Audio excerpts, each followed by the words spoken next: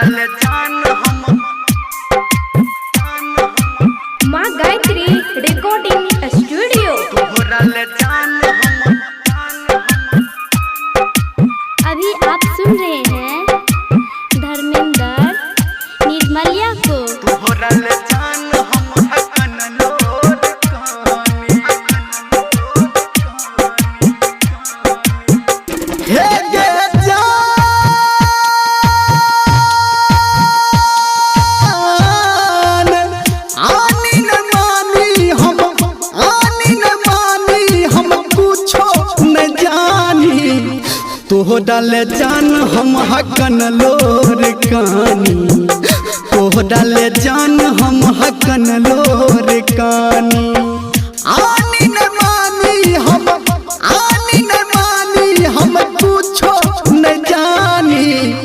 तोहरा ले जान हम हकन लोर कहानी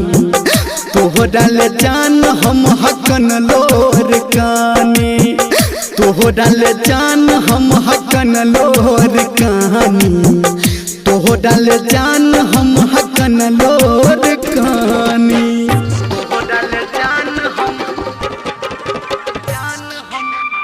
तोहरा ले जान हम DJ good Madhubani, DJ good Madhubani. हकन लोर कहानी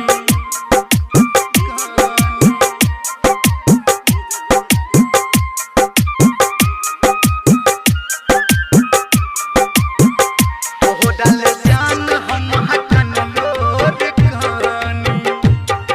हकन लोर कहानी छोड़ दिला हमारा तू एक कदम गमिया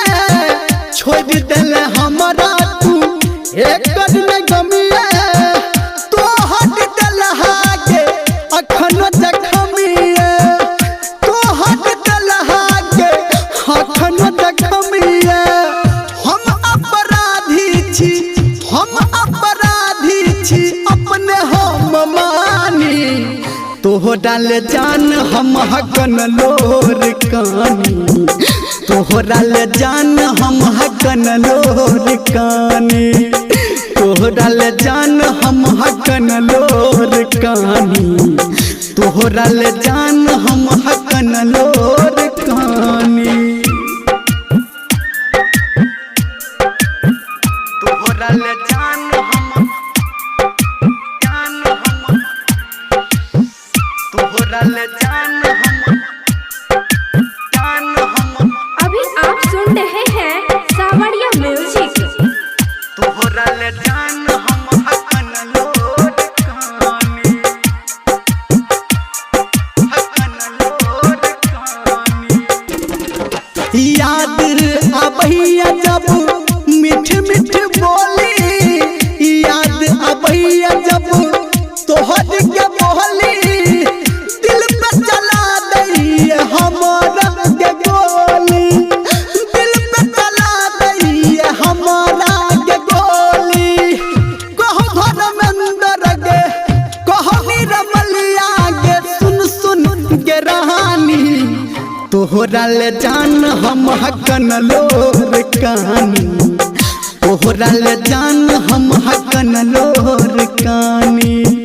तोहरा ले जान हम हकन लोर कहानी तोहरा ले जान हम हकन लोर